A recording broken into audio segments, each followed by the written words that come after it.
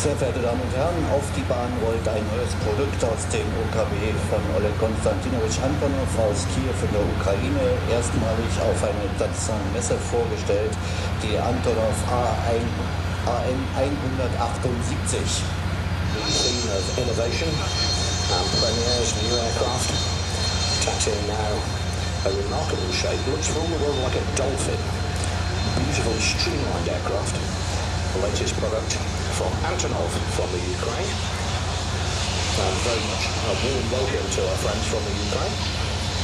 The Antonov An-178. Hat sich ja hauptsächlich mit der Entwicklung von militärischen Transportflugzeugen beschäftigt. Einmal hat er ein viermotoriges PTL-Flugzeug, die AN-10 Ukraine, als Passagierflugzeug entwickelt.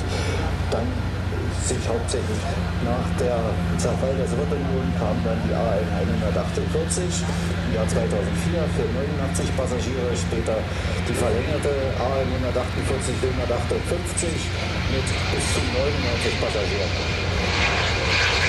Aus diesem Flugzeug dazu wurde der Rumpfquerschnitt verändert, die Rumpfkonfiguration insgesamt inklusive des Fahrwerkes. Wir sehen ein typisches Antonov-Fahrwerk. Hinterhand auf jeder Seite 2 Räder mit einzelnen Federbeinen 20. Grundidee der Entwicklung des Rumpfes für die AN-178 war der Transport von 2 Standardcontainern.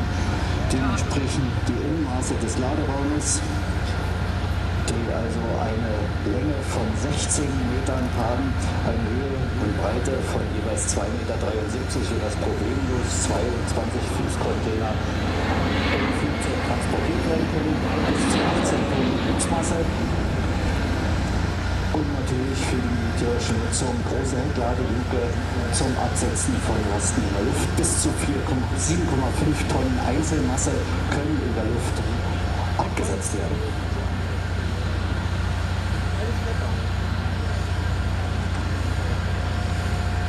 As Peter was saying, the Antonov An-178 developed from 2 earlier designs, the Antonov An-148 and An-158 regional passenger aircraft capable of carrying 89 or 99 passengers. But the aircraft you see here, the An-178, a multi-purpose cargo aircraft capable of carrying out a wide variety of missions, not just military, even though it does appear on the all-grey scheme.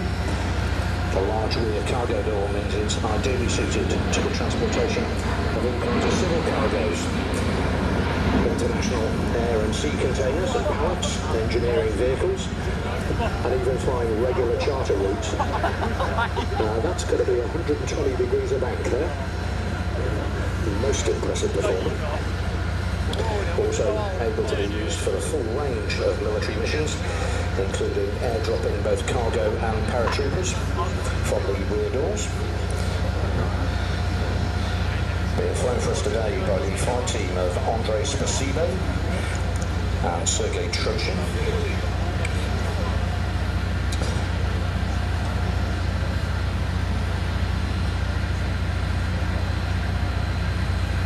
Geflogen wird das Flugzeug vom Testpiloten des Antonov OKW Andrei Spasibo und Sergei Trochin. Als zweiter Pilot Andrei Spasibo war auch derjenige, der am 7. Mai vorigen Jahres den Erstflug mit diesem Flugzeug absolviert hat.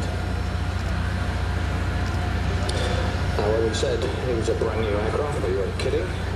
Made its maiden flight on the 7th of May 2015. So we're seeing an aircraft that's only just over a year old, here in 2016.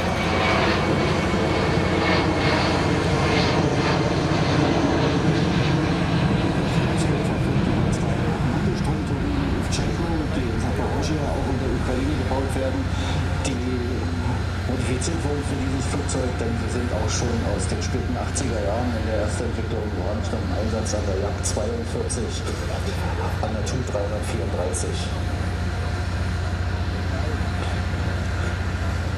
Very similar in concept to the DC-3, in fact, a utility transport that is perfect for its role. It can operate from short strips, can carry a very useful load in what it can only be described as a capacious cargo hold, 16.5 meters long.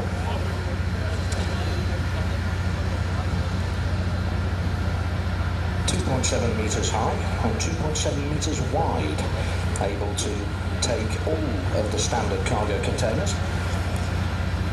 So what can only be described as a truly useful utility transport aircraft.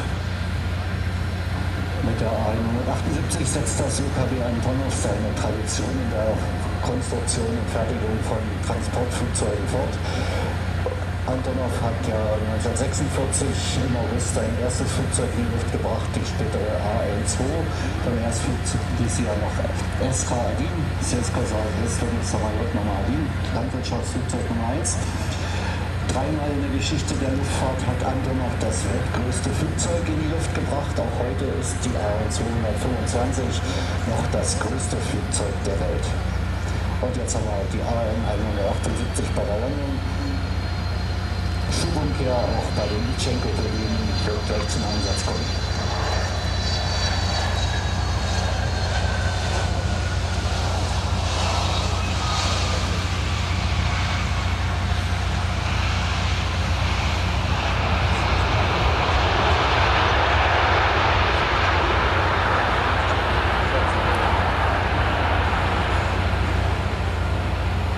Antonov chose a pair of Litchenko jet engines over turboprops that are commonly used on transport aircraft at this time, as it gives the aircraft much greater performance